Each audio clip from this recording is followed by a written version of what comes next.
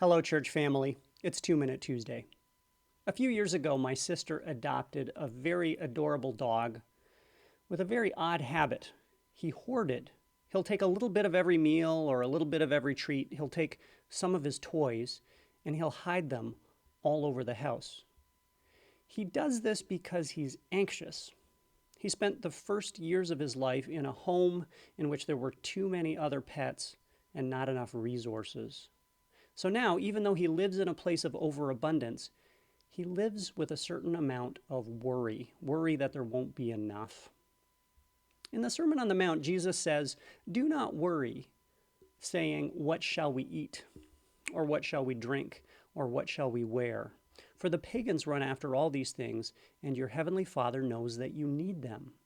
But seek first his kingdom and his righteousness, and all these things will be given to you as well. Therefore, do not worry about tomorrow, for tomorrow will worry about itself."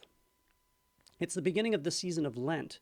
Typically, when we think of Lent, we think about giving stuff up, taking a temporary break from favorite vices or bad habits. The point of this practice is not proving that you've got self-control or proving what you can live without. Ironically, the point of the practice is reminding yourself that you always have enough. Why? Because you belong to a God of overabundance. Taking a temporary break from everything you thought you couldn't live without is a discipline that reorients us to the God who promises everything we need.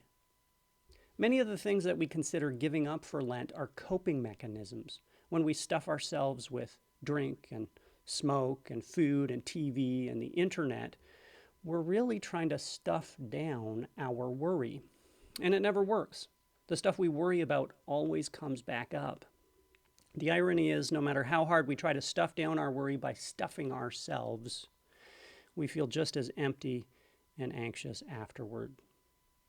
Jesus offers us an alternative. Instead of kneeling before the altar of anxiety and overindulgence, he says, kneel before the God from whom all blessings flow. When Jesus says, seek first God's kingdom and God's righteousness, he simply means put God first. Go to God first. Offer your worry to God. Because God is your heavenly Father. He is a Father who knows you intimately and loves you dearly.